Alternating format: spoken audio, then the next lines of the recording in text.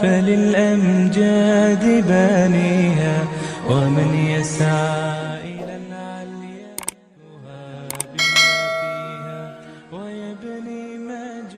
حضرت ابو ہریرہ عبد الرحمن بن صخر رضی اللہ تعالیٰ عنہ سے روایت ہے کہ رسول اللہ صلی اللہ علیہ وسلم نے فرمایا، اللہ تعالیٰ تمہارے جسموں اور تمہاری صورتوں کو نہیں دیکھتا بلکہ وہ تمہارے دلوں اور عملوں کو دیکھتا ہے۔ یہ مسلم کی حدیث ہے، صحیح مسلم کی حدیث ہے۔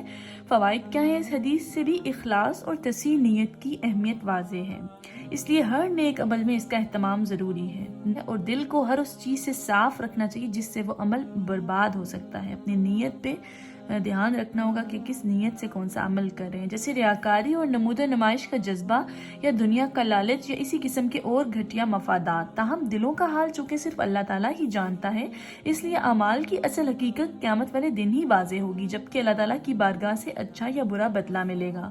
دنیا میں انسان کے ساتھ اس کے ظاہری اعمال کے مطابق ہی معاملہ کیا جائے گا اور اس کی باطنی کیفیت کو اللہ کے سپرد کر دیا جائے گا۔ یہاں پہ ایک بہت اہم بات انہوں نے مینشن کی ہے کہ اس حدیث میں بعض جو نسخے ہیں ان کے اندر اعمالکم کے بغیر نقل کیا گیا ہے، یعنی کہ جو ہے وہ دلوں اور یہ جو اعمالکم، یہ اعمال کے بغیر اس حدیث کو نقل کیا گیا، لیکن یہ صحیح نہیں ہے کیونکہ صحیح مسلم میں قلوبکم کے ساتھ واعمالکم بھی ہے۔ یہ زیادتی اس لیے نہایت اہم ہے کہ یہ دو چیزوں مطلب ان دونوں کو ایڈ کرنا، اعمالکم کو ایڈ کرنا اس لیے نہایت اہم ہے کہ اس کے بغیر لوگ حدیث کے سمجھنے میں ٹھوکر کھاتے ہیں۔ مثلا جب کسی سے کہا جائے کہ پوری داڑھی رکھنا اور کفار کی مشابہت سے بچنا ضروری ہے، یا پردے کی اہمیت یا دیگر احکام شریعہ کی وضاحت کی جائے تو کہتے ہیں کہ اصل بات تو دل کی ہے، یعنی احکام پر عمل ضروری نہیں، اور استدلال اس حدیث سے کرتے ہیں کہ اللہ تمہارے دلوں کو دیکھتا ہے، حالانکہ اس کے ساتھ یہ الفاظ بھی ہیں اور تمہارے عملوں کو دیکھتا ہے۔ یہ حدیث ابھی جو میں نے آپ کو سنائی ہے کہ اللہ تعالیٰ تمہارے جو ہے وہ جسموں اور تمہاری صورتوں کو نہیں دیکھتا بلکہ وہ تمہارے دلوں اور عملوں کو دیکھتا ہے، صرف دل کو نہیں دیکھتا۔ یعنی ہم کہتے ہیں کہ جی دل میں پردہ ہونا چاہیے، جی دل تو وہ ہے، اصل بات تو دل کی ہے۔ یہاں پہ حدیث کے اندر آپ دیکھ لیں کہ دل بھی ہے اور عمل بھی ہے اس حدیث میں، اور یہ اسی طرح سے ہے کہ اصل بات جو ہے وہ اللہ تمہارے دلوں کو دیکھتا ہے، حالانکہ اس کے ساتھ یہ الفاظ بھی ہیں اور تمہارے عملوں کو دیکھتا ہے، جس سے عمل کی افادیت یعنی اسے بھی سنت کے مطابق کرنے کی اہمیت واضح ہوتی ہے۔ اور حقیقت یہ ہے کہ بیک وقت دل اور عمل دونوں کی اصلاح ضروری ہے، کیونکہ ایک کی اصلاح دوسرے کی اصلاح پر منحصر ہے۔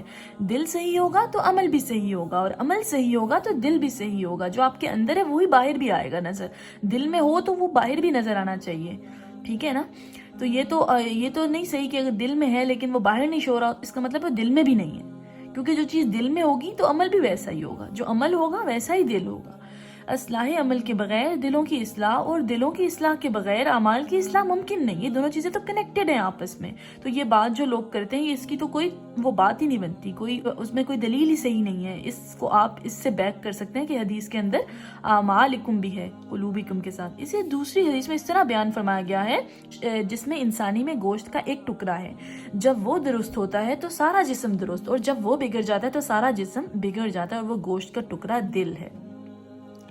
دیگر متعدد احادیث سے بھی عمل کی اہمیت واضح ہوتی ہے۔ قرآن کریم میں بھی اللہ تعالیٰ فرماتا ہے کہ اعمال کے مطابق ہر ایک کے درجے ہوں گے، وَلِكُلٍّ دَرَجَاتٌ مِّمَّا عَمِلُوا۔ سورہ انعام کی آیت ہے کہ اعمال کے مطابق ہر ایک کے درجے ہوں گے، یعنی عملوں کی وجہ سے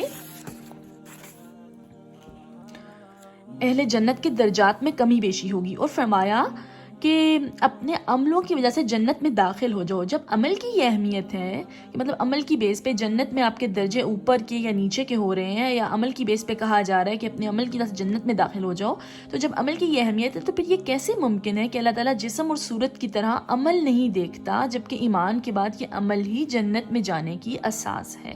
تو اعمال بھی ضروری ہیں، نیت بھی ضروری ہے۔ اس حدیث سے ہمیں یہ پتہ لگتا ہے۔ آخر دعوانا ان الحمدللہ رب العالمین۔